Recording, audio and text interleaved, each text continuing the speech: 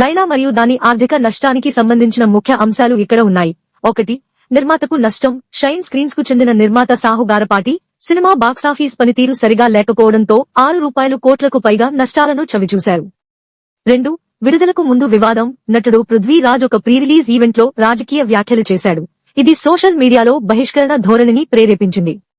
విశ్వక్ సేన్ మరియు నిర్మాత తరువాత నష్టాన్ని తగ్గించడానికి క్షమాపణలు చెప్పారు. 3. ప్రతికూల సమీక్షలు. బలహీనమైన కథనాన్ని మరియు ప్రదర్శనలను పేర్కొంటూ విమర్శకులు మరియు ప్రేక్షకుల నుండి చలనచిత్రం పేలవమైన సమీక్షలను అందుకుంది. 4. బాక్సాఫీస్ వైఫల్యం. చాలా థియేటర్లు కనిష్టంగా బుకింగ్లను 0కి నివేదించాయి. ఇది భారీ ఆర్థిక నష్టాలకు దారితీసింది. 5. బ్రేక్ ఈవెన్ టార్గెట్ చేరుకోలేదు. ఈ చిత్రం బ్రేక్ ఈవెన్ చేయడానికి ₹8 కోట్లు వసూలు చేయాల్సి ఉంది, కానీ ప్రతికూల రిసెప్షన్ మరియు బాయ్కాట్ కాల్స్ కారణంగా విఫలమైంది.